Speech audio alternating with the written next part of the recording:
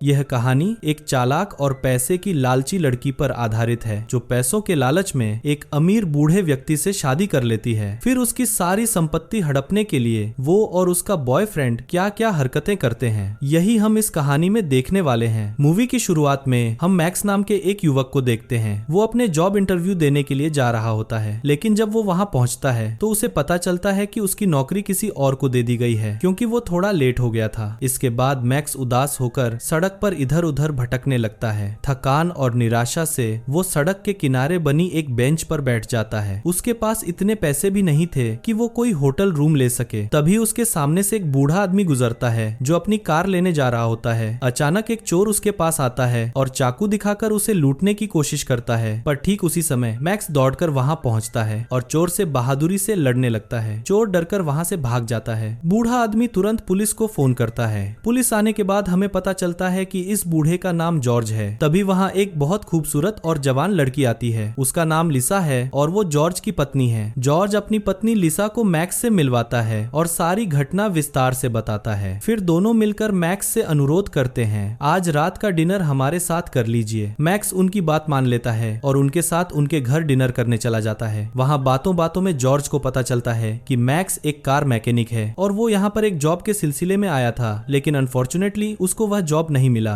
जिसके बाद जॉर्ज बताता है कि मेरा खुद का एक गैरेज है और मुझे एक वर्कर की जरूरत है। अगर तुम चाहो तो मेरे साथ काम कर सकते हो। जो बात मैक्स को भी अच्छी लगती है और वह काम के लिए अग्री हो जाता है। अगले दिन हम जॉर्ज और मैक्स को एक साथ गैरेज में देखते हैं, जहां जॉर्ज मैक्स को उसका काम बता रहा था। फिर जॉर्ज मैक्स को एक कार दिखाता है जो जॉर्ज अपनी वाइफ लिसा के लिए बनवा रहा था, लेकिन अभी तक उसे कार का कार्बोरेटर मिल नहीं रहा था, जिस वजह से उसकी कार अभी तक पेंडिंग में पड़ी थी। जिसके बाद मैक्स अपने पूरे दिलो जान से अपना काम करना शुरू कर देता है और काम करते वक्त वह नोटिस करता है कि जब भी वहां काम कर रहा होता है तो उस टाइम पर जॉर्ज की वाइफ लिसा उसे घूरती रहती है। जिसके बाद मैक्स भी उसे देखना शुरू कर देता है। फिर एक दिन लिसा मैक्स के पास जाकर बोलती है कि तुम मुझे ऐसे निगाहों से मत देखा करो और अगर तुमने आगे भी ऐसा किया तो मैं तुम्हें काम से निकाल दूंगी। लेकिन इस बात पर मैक्स उसे कुछ भी नहीं कहता क्योंकि वह लिसा के इशारे समझ चुका था। कुछ दिन बाद हम एक बार फिर से जॉर्ज के घर पर उन तीनों को साथ में डिनर करते हुए देखते हैं। फिर डिनर हो जाने के बाद जॉर्ज जैसे ही किसी काम से बाहर जाता है तब मैक्स लिसा के पास जाकर उसे सेड्यूस करने लगता है।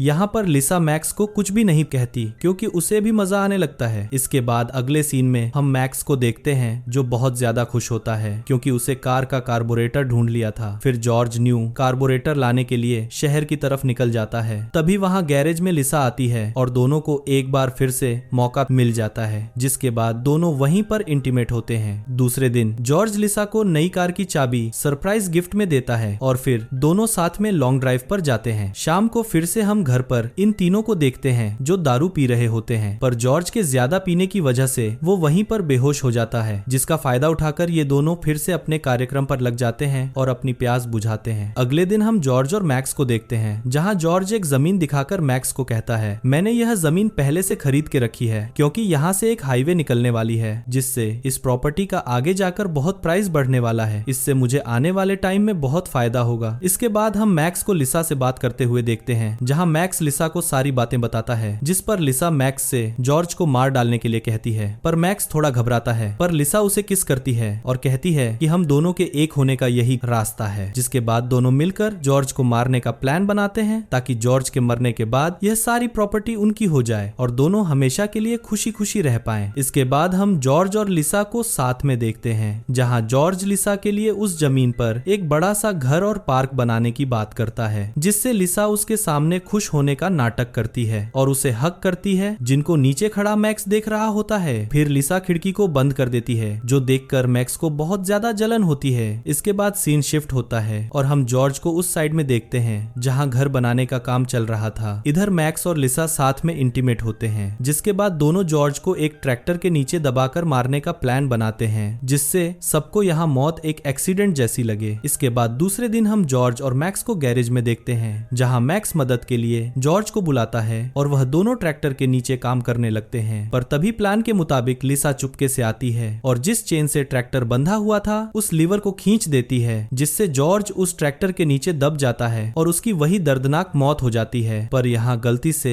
मैक्स के भी हाथ ट्रैक्टर के नीचे दब जाते हैं, जिस पर लिसा उसे निकालने की कोशिश करती है, पर मैक्स उसे कहता है कि मैं यह सब संभाल लूंगा, तुम यहाँ से शॉपिंग करने के लिए चले जाओ। जिसके बाद लिसा शॉपिंग के लिए चली जाती है। इसके बाद मैक्स पुलिस को कॉल करके बुलाता है। फिर पुलिस लिसा को फोन करके सारी बात बताते हैं, जिस पर लिसा तुरंत घर आती है और सभी चीजों से अनजान बनकर रोने का नाटक करती है। पर पुलिस भी उसके इस नाटक को देखकर समझ जाती है और उन पर शक होने लगता है। फिर वहाँ पुलिस एक दिन मैक्स के पास आता है और उससे पूछताछ करने लगता है। इसके बाद उसका शक और बढ़ने लगता है और अब वहाँ उन दोनों पर नजर रखने लगता है। इसके बाद लिसा मैक्स के पास आती है और उससे बातें करने लगती है, पर तभी उनमें किसी बात को लेकर बहस हो जाती है, जिससे लिसा उस पर गुस्सा होकर वहाँ से चली जाती है। जिसके बाद मैक्स लिसा को मनाने की बहुत बार कोशिश करता है, पर वह नहीं मानती और उससे दूर रहने लगती है। पर एक रात मैक्स खुद को रोक नहीं पाता और दरवाजा तोड़कर लिसा के पास पहुंच जाता है, जहां वो लिसा के मना करने के बाद भी उसके करीब आने लगता है और फिर दोनों इंटीमेट होते हैं। इसके बाद हम दोनों को साथ में देखते हैं, जहां वो बेहद खुश थे क्योंकि उनका वो हाईवे पर नया घर बन चुका था, जैसा जॉर्ज ने सोचा हुआ था। फिर शाम को पुलिस मैक्स को कॉल करते हैं और पूछताछ के लिए पुलिस स्टेशन आने के लिए बोलते हैं। दूसरे दिन मैक्स पुलिस स्टेशन पहुंच जाता है, जहां उसे पूछताछ होती है और पुलिस वाले उसे कहते हैं कि हमको पता है कि यह मर्डर तुमने ही किया है या तुम्हारे साथ कोई और भी मिला हुआ है। पर मैक्स उन्हें साफ मना करते हुए इन सब से इनकार कर देता है। इसके बाद पुलिस सबूत न होने की वजह से उसे जाने देती है। फिर घर पहुंचने के बाद मैक्स बहुत डरा हुआ रहता है और लिसा की पूछने पर उसे सब कुछ बताता है। यहाँ दोनों अंदर ही अंदर बहुत घबरा जाते हैं और तभी लिसा का फोन बजता है। यहाँ फोन वही पुलिस ने किया था जो लिसा को पुलिस चौकी में पूछताछ के लिए बुला रही थी। जिसके बाद लिसा और भी घबरा जाती है और मैक्स से कहती है कि मैं पुलिस चौकी नहीं जाऊंगी, क्योंकि उसे डर था कि पुलिस वाले उससे सच न बुलवा लें। इसके बाद वह मैक्स को कहती है कि वह जेल नहीं जाना चाहती क्योंकि वह प्रेग्नेंट है और वो मैक्स के बच्चे की मां बनने वाली है। जो सुनने के बाद मैक्स बहुत ज्यादा खुश हो जाता है और खुशी से लिसा को किस करने लगता है। जिसके बाद फिर से दोनों इंटीमेट होते हैं, लेकिन फिर रात में सोते वक्त वह काफी ज्यादा टेंशन में होता है और अगले दिन अचानक ही वह पुलिस वाले के पास जाकर खुद को सरेंडर कर देता है और वह उनसे कहता है कि इस मर्डर में बस मेरा ही हाथ है। दूसरी तरफ जब लिसा नींद से उठती है तो उसे मैक्स का खत मिलता है, जहां हमें पता चलता है कि मैक्स बचपन से एक अनाथ था जिसने जिंदगी भर बहुत दुख झेले और वो नहीं चाहता था कि उसका बच्चा भी अनाथ की जिंदगी जिए, इसलिए उसने अपने बच्चे और लिसा के लिए खुद को सरेंडर कर लिया था। इसके बाद हम काफी साल बाद का सीन देखते हैं, जहां लिसा मैक्स को अभी भी लेटर लिखकर भेजती थी और साथ ही उसके बेटे की भी फोटो भेजती थी। लेकिन तभी मूवी यहाँ से एक नया टर्न लेती है और हम लिसा को उसके पास काम करने वाली एक लड़की से